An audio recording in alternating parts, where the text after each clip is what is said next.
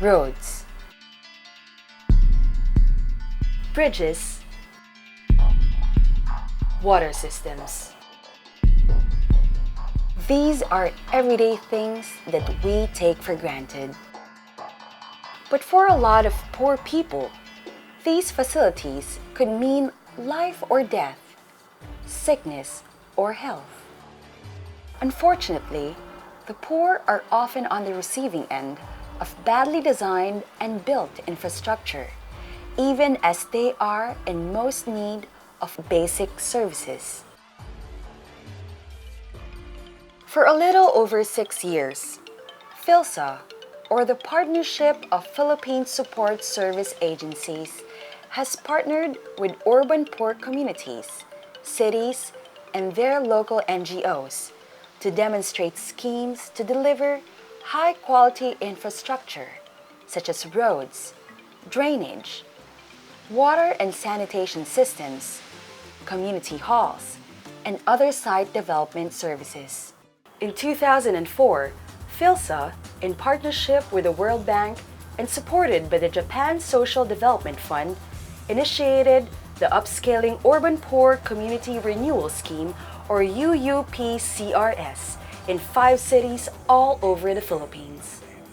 UUPCRS delivered community infrastructure using participatory planning methods, together with high-standard procurement methods that proved that urban poor communities could be given AAA services by construction companies at the right cost. Matagal na yan silang nandyan. Ready na sila. Okay? Yung city, nandyan na rin sila.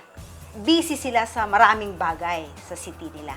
Ang mga NGOs are also busy with their own thing. PHILSSA also has its own. So, sama-sama tayo ngayon, mas nalalagyan talaga ng buhay yung partnership. They're being challenged to give more to the project and attend to a bigger scope given limited resources. Because in terms of resources, it's the same level of funds and yet expectation and the scope of work is larger. The feature of twinning, in UUPCRS, twinning is not present. No? But in UPSURGE, we highlighted the role of one local government unit assisting another local government unit. Who is the better model for a local government unit? No? Another local government unit who has already tried and tested this particular methodology. UUPCRS was proven effective that it was soon followed by the Urban Partnerships for Sustainable Upliftment, Renewal, Governance and Empowerment, or UPSURGE, which expanded the project to include 8 cities and a mentoring component that allowed cities of UUPCRS to coach their counterparts in the new cities. The results were palpable. The communities enlivened by well-paved roads and facilities. Give people a good environment and they will strive to do better in their lives. But does this mean all we have to do is to merely build or deliver these services and people's lives would automatically improve? Is a little cement really all we need? There is a saying in Filipino, Konting Bato, Konting Semento, Monumento. Simple as it may sound, it takes more than engineering solutions, more than building more than one factor to make community development work. Ang unique about this project is the aspect ng institutionalization. Getting the commitment of the LGU, parang taya ng city government, doon sa limited resources of the UPSURGE project. Pero ngayon, merong maliwanag yung pag-uusap. May dala silang resources din. Kung wala yung taya ng city government, and then wala din yung taya ng all other stakeholders, hindi magagawa yung UPSURGE. UUPCRS and UPSURGE demonstrated that infrastructure projects, to be meaningful to the poor, must not just be about building. They should be about partnership and participation, community planning and analyzing, solving problems together with city leaders and staff. It is about dedication and mentoring, role modeling. It is about acting as equals, about communities knowing that they are not mere beneficiaries.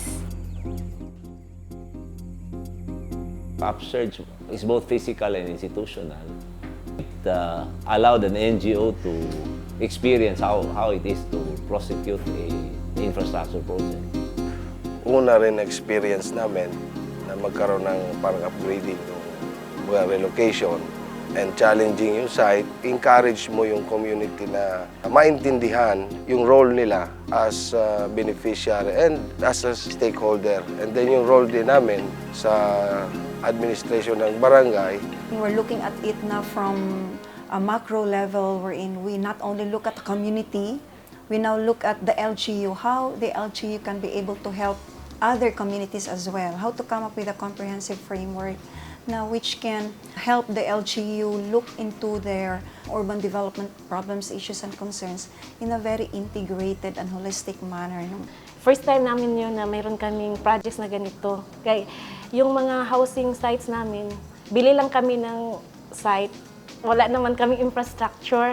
Eye-opener namin ito. Ang isang key to a strong relationship between our collaboration with the NGO and LGU is yung transparency on the part ng NGO kasi kami wala kaming tinatago. So ito yung budget ng project, tapos ano yung accountabilities ng mga tao, ano yung accountabilities namin, ano yung accountabilities ninyo.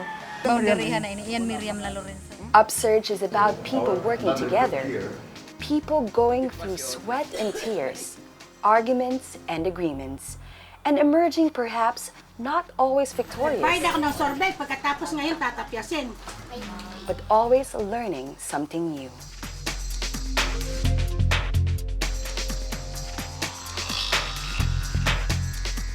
Community organizations create channels for poor people to talk to their local and national governments. They are then able to undertake collaborative development projects such as securing land tenure, housing and community infrastructure upgrading, and livelihood.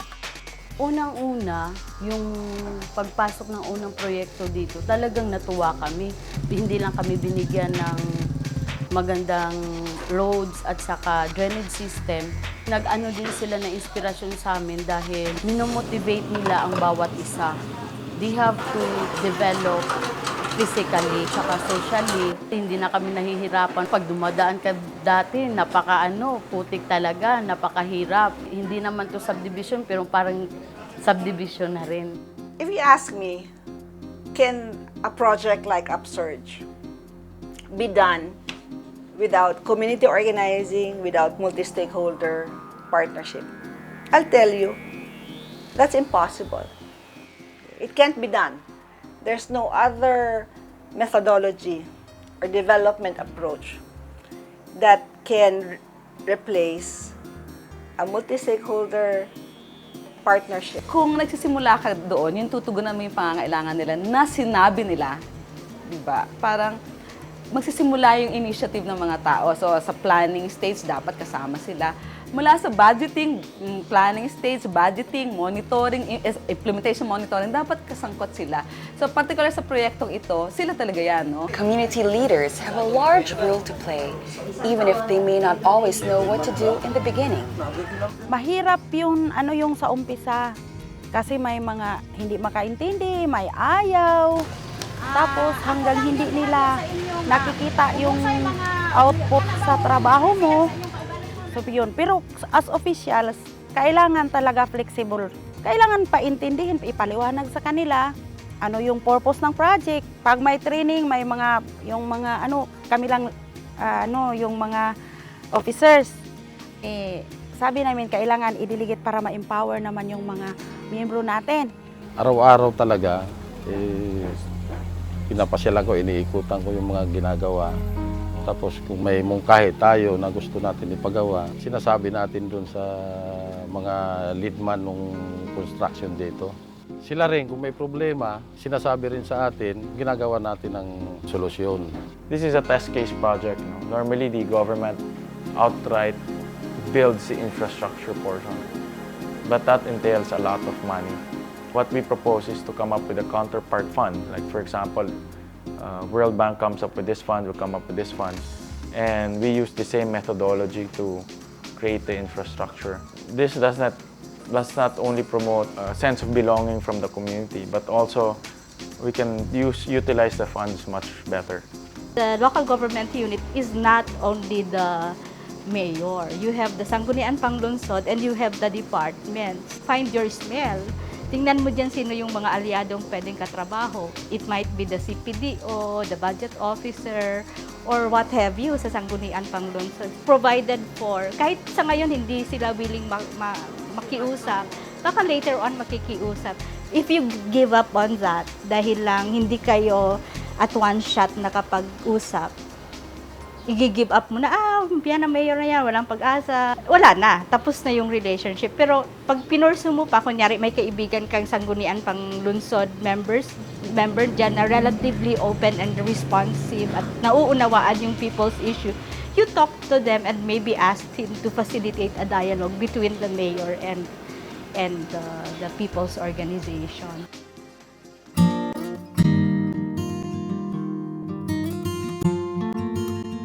Communities do not miraculously get together and organize. The role of effective community organizing and organizers have proven to be the glue that brings people together. Organizing is not a simple process. However, it involves a delicate balance between nurturing empowerment and dependency.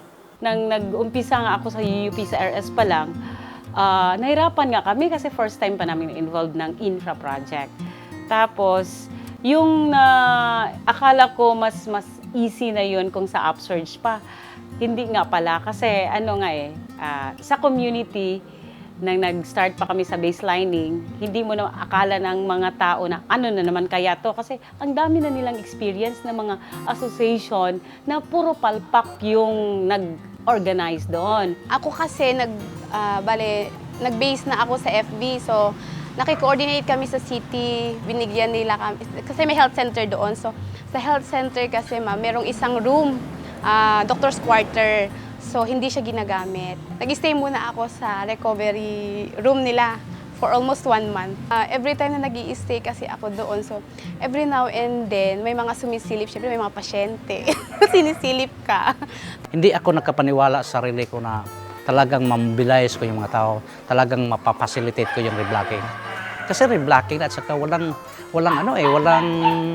financial assistance na binigay yung project sa mga tao. We were able to do it because of community organizing strategy. Community organizing strategy is a process and at the same time a strategy that would really encourage the community. It is a very effective strategy. In fact, I believe that community organizing work can even move mountain. Binago natin yung pananaw nila na hindi lang dapat nila iniisip na dapat yung titingnan nila hindi lang yung up to magkaroon sila ng land for their kung saan sila titira. Dapat may mas malaki pa silang titingnan. Buong aspeto ng community, ng pagkatao nila, how they relate with each other dun sa community, yun. Ang role mo is change agent, ang tawag ko doon. Parang kumbaga sa isang basong tubig, isang patak ka lang ng solution na sa pamagitan mo, yung color ng isang buong tubig pwedeng magbago. Natutuwa ako at kumbaga sa battery na-energize. Pagka may mga communities na napupunta sa kanila yung lupa, yung leaders na dating tahimik, dating walang alam, tapos ngayon natututong magsalita, natututong magsuri, critical mag-isip, nagkakaroon ng solusyon yung problema nila sa pamagitan ng pagkilos nila. Mga leaders na natitrain at mga communities na nadidevelop, nakukuha nila yung lupa na maging pag-aari nila. Yun yung mga nagpapalakas ng loob at nagpapasaya sa akin at kung bakit pa ako nandito. Slums and informal settlements are generally looked at as serious problems to be dealt with. Governments see them as blights on the urban landscape. The upper classes see them as dens of crime or evidence of misbehavior by the poor majority, and that the only way to deal with them is for them to be punished or evicted.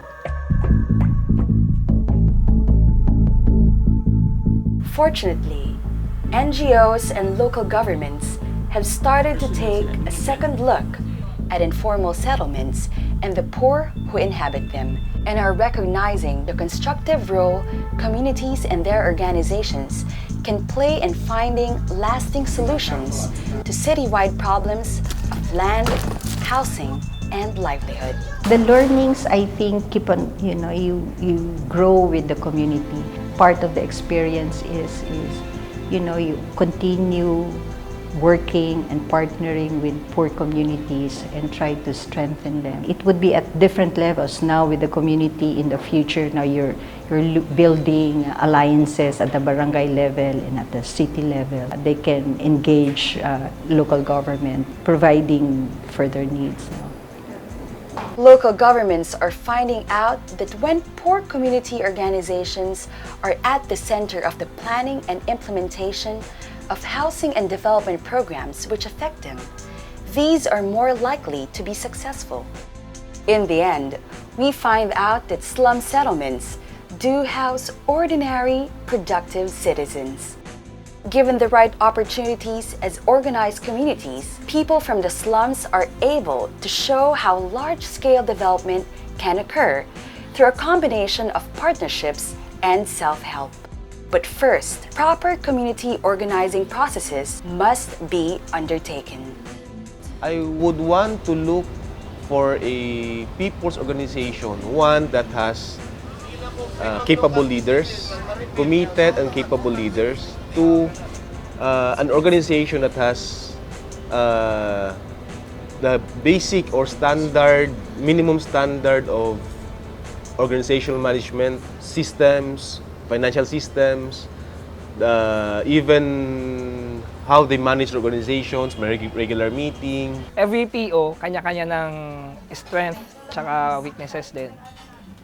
So nagkataon din na yun talaga dito, as a group talaga sila gumalaw. Dumadaan talaga siya sa consultation sa every family or every block dito sa area bago sila makapag-decide. Kung merong mga hindi nag-agree, hindi mo na sila gagalaw hanggat hindi mapaliwanagan yung tao. So kung mapaliwanagan na, nag-okay na siya, doon sila gagalaw. Dahil sa gusto nila or sila yung mas nakakarami yung nagde-decide na okay, gusto nila, i-go nila kaagad. Kasi ayaw nila na dahil lang sa isang tao, maantala yung project. Ilang beses din kami dumaan doon sa point na may mga questions, ititigil ba muna natin tong project kasi baka alanganin kay ganito, ganyan. Hindi, tuloy natin to kasi para naman sa ikabubuti ng lahat, hindi lang siya yung tatamaan ng project sa lahat naman. Pag may nagreklamo, hindi, pinagkaisahan niya ng marami, panindigan namin yan. Successful talaga yung project kung lahat ng stakeholders nga may taya. UPSURGE provided this much. The city provides this much. Ang NGO, ito yung taya niya, doing community organizing. Pero yung mismong mga tao, ano din naman yung taya niya? Pag mahina yung community organizing, mahina yung paghahanda ng community, mahina para harapin kung ano yung project na ito, yung challenges ng project na ito. Kapag hindi yan siya nabubuo, hilaw. So, ang mangyayari doon, hilaw din yung, half-hearted din yung pagtanggap mismo nung mga taong sila mismo ang magbibenepisyo. Dito po sa amin, kasi nung unang-una po, inayos namin yung aming samahan, tapos lumapit kami sa FDUP, diba, para magpatulong kami na maayos yung aming komunidad at hindi po naman nagdalawang isip at tinulungan naman din nila po kami dito. Tapos, ito na, naayos na namin yung aming samahan at aming komunidad. Kaya ang gusto naman po namin, yung aming right of way doon na mapaayos, pero tinutulungan na po kami ng aming congressman. At may pundo na po na ibibigay ang congressman na 550,000. I'd like to dwell on yung challenge namin and as far as our relationship with the LGU is concerned. Yung matingkad sa amin is yung development perspective ng mayor. So doon kami tingin namin nahihirapan kasi iba yung development perspective na dala-dala niya. May dalawang hat na sinusuot yung mayor, yung pagiging niya parang missionary at saka yung pagiging mayor. So most often, kung nandun siya sa community, yung charity work yung mas nangingibabaw compared to sa kanyang pagiging mayor. Nagbibitiw siya ng salita na iba naman sa gusto nating mangyayari. So we wanted to install systems and procedures in as far as yung mga clients availing of the service doon sa UPSURGE project. So may mga instances na gusto ni Mayor na wala ng systems na kailangan i-undergo yung mga potential beneficiaries. So kung ganon, mas lalong gugulo yung ating proyekto. At hindi lang yung proyekto, yung buong service delivery ng LHO. Kasi iba yung sinasabi ni Mayor at saka iba naman yung ipapatakbo ng LHO. So magtatanong yung mga potential beneficiaries, bakit iba yung sinabi ni Mayor, bakit iba naman yung pinapalakan ng LHO. An LGU is very, very important on the matter of instilling the right frame of mind, the mental discipline of its constituents. Like for example, if an LGU becomes very political and instills the notion or misconception that you can come up with all the good things for free, then that's wrong. The LGU should come up with framework that decent living may happen, but with a corresponding work or obligation on your part. The LGU is the one that will devise a system for everybody to work on, which will determine the success or failure of a particular project.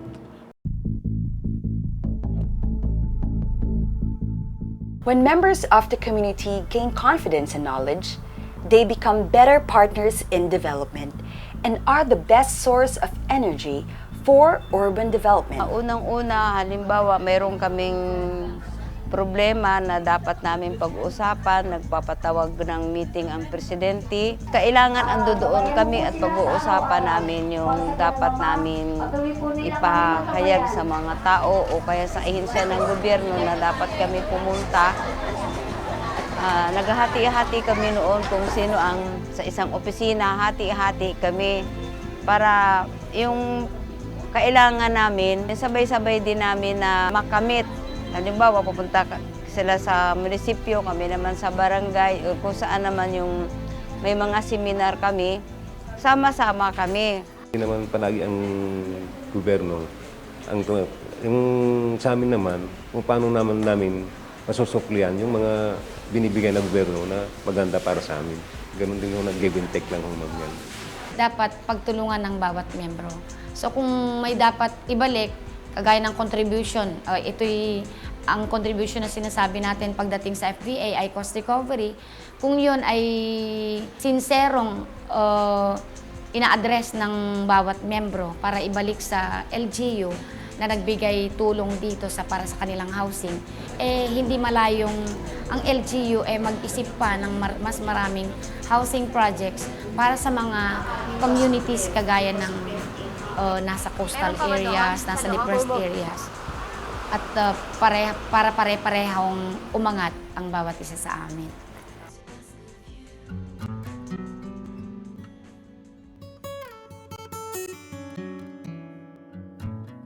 In September 2009, most of Metro Manila was literally washed away by flood. Many people attributed the tragedy to wrong planning and development practices. Many poor settlements were blamed for causing damage. But what the public forgets is that people who live in marginal areas are disaster victims first and have the right to live in better designed areas. Even before this tragedy, however, UPSURGE had already tried to make a stand for technical integrity and tried to marry this with people's capacity. What happened to Metro Manila happened in Legazpi already. If you will still recall Reming, we've learned a lesson. If you notice, our drainage system is now well planned. We do not put up round culvert. It is all box type. The cost is really much higher, but we have to do that for long-term solution. The people now are well aware of what will happen. Even putting up of shanties along rivers, I think it will not never happen anymore in Legazpi because they know that their lives are in danger, especially their children. It is also not true that poor communities are not concerned about their safety. UPSURGE's concern with technical integrity has enabled the project to harness the talents of competent engineers and technical people.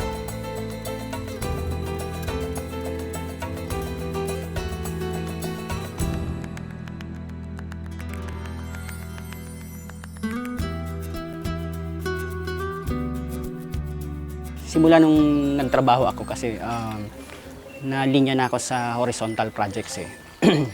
Dati ako nasa Concrete Aggregate Corporation sa Manila. Then, ang sunod kong trabaho sa developer, sa housing land developer. Tapos, umuwi na ako ng Naga. Dito na ako nagpatuloy ng aking trabaho. Sa ngayon, freelancer ako. And ngayon, kasama ako sa COPE dito sa project na to. Naging parte lang ako nung unang project ng COPE, yung UPSURGE. Yun sa land development, ang pinakaunang team dito yung survey, topographic survey. Kung may mga existing siyang structure, kasama yun doon sa topographic survey. Yung, di ba, itong mga bahay. Kasi tulad nung pagpinasok ng tractor, pag may mga diyan, sala-sala yung mga bahay, dadaanan ng road, siyempre, ma-identify mo na, bago mag-umpisa, alam mo na yung i-reblock. The community process, on the other hand, has opened up a whole new way of working between technical people and communities. Ngayon ko lang na-encounter itong relocation site na may existing beneficiaries. Medyo mabigat yung pinagdadaanan namin dito. Hindi lang kami engineer, yung pakikisama nandun. Yung feeling ko, taga rito na ako. I-consider mo yung mga mitigating measures, lalo na yung mga safety sa mga tao. And that safety involves yung soil, yung geotechnical testing, at kahit siguro flat, pero kahit flat area, pero i-consider mo yung wala ba talagang mangyari later on sa area. There's much more enjoyment in dealing with projects like this that deals with a lot of people. Actually, these projects are for them, and the community also knows that I am there to help them come up with a healthy environment for them. I am happy knowing that I have become an instrument so that part of their dream is realized. One of the realities of working with large-scale projects are procurement procedures. Procurement is sometimes seen as a process that is tedious. Procurement procedures had become a source of tension in the UPSURGE project, but one of the bonuses, it seems, is that the whole process, from proper design to implementation, has produced work that is high quality for a reasonable cost. Ang isa kasing sikreto sa magandang procurement process, dapat right from the start sa pag-prepare ng program of work, for instance, kung sakali civil works, maayos yung quantities, kumbaga walang bloated na quantities, maayos yung presyo, walang overprice. Kung maganda yung pagka-prepare ng program, then isa lang step yon para yung sinasabi nating doing more with less would be attained. At pag pinadaan natin sa mas competitive procurement process, then yung estimate din bababa pa yun. Napakagandang process yun sa project. One, because it gives the contractors a fair chances of engaging into the project.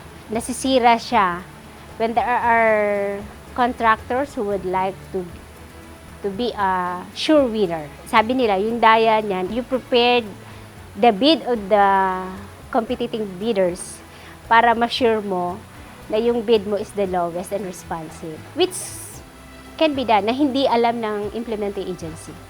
For the UPSURGE, the worst that happened is the refusal of our winning bidder to accept the award.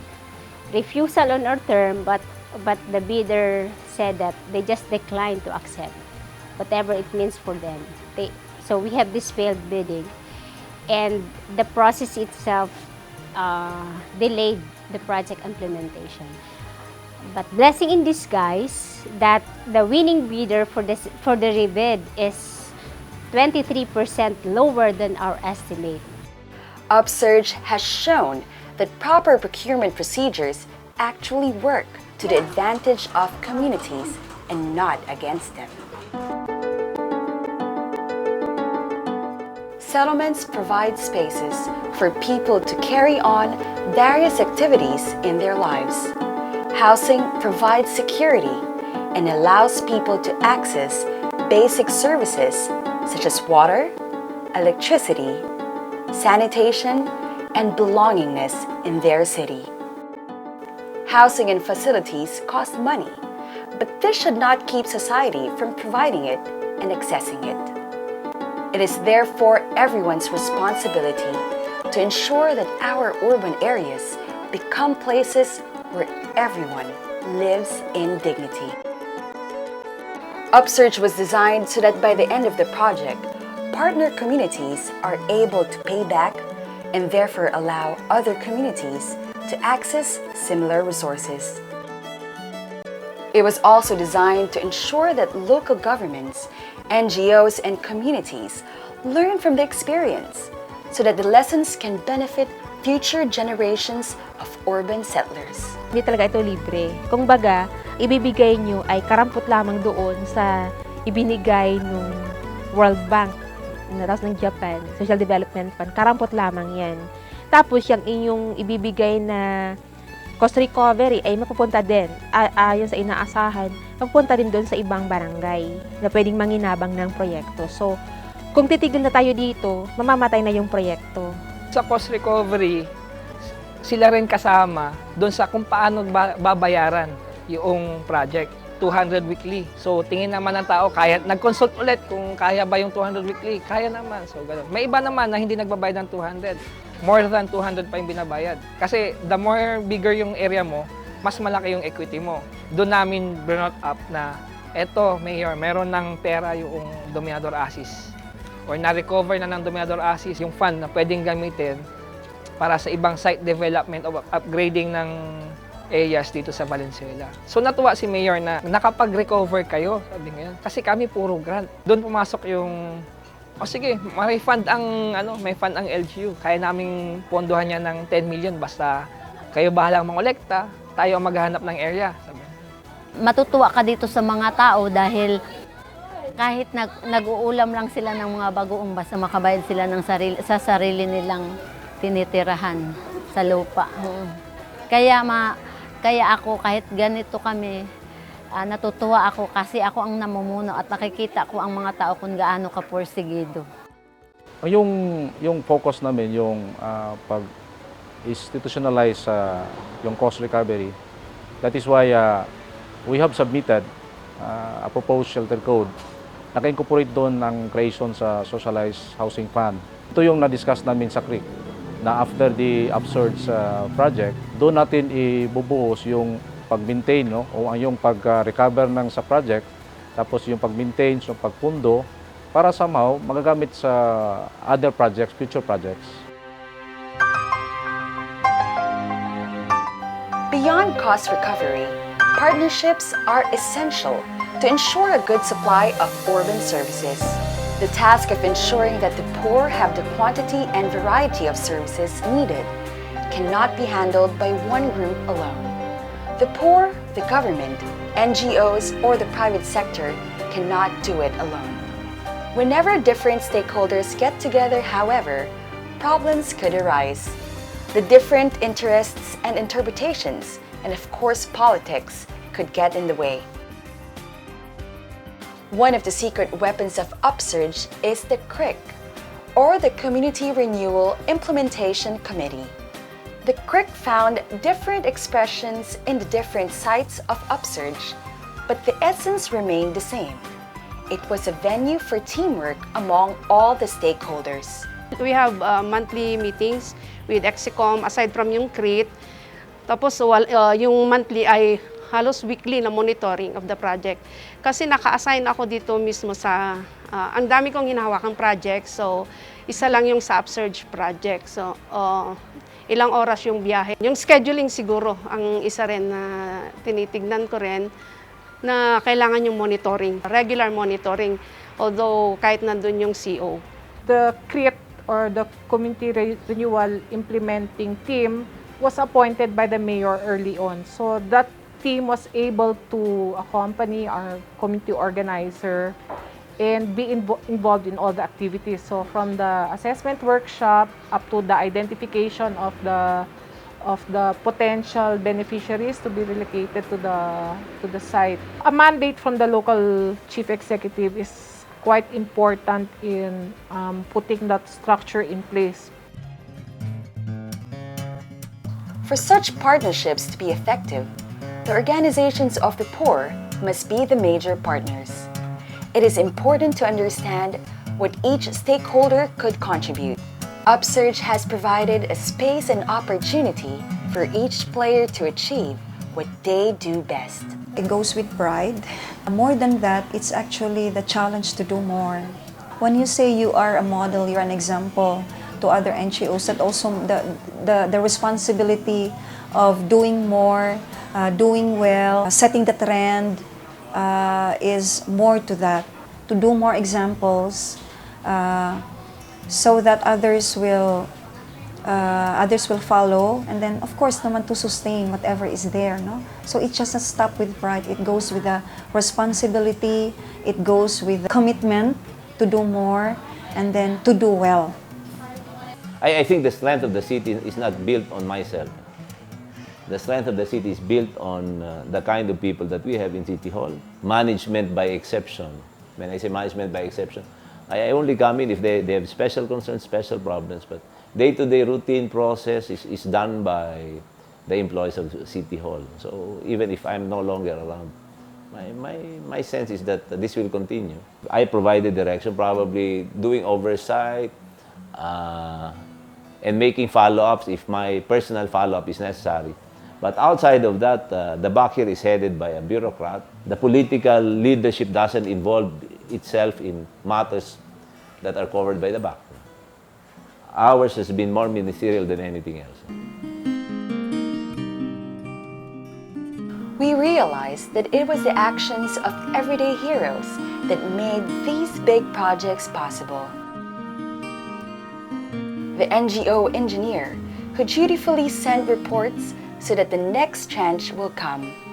The barangay captain who uses his own resources to feed volunteers just to ensure that the necessary earthworks are done. UPSURGE seems to have inspired people to commit acts of kindness and selflessness during its wake, also that people can have visibly better lives with them supporting, working hard in the background. In the end, after the last stone is laid, the last ribbon cut, and the last speech delivered, it will be everyday heroes who will continue to uphold and ensure that the benefits of a project like UPSURGE are enjoyed by all. And we know people and lives of dignity are the real monuments that projects like UPSURGE build.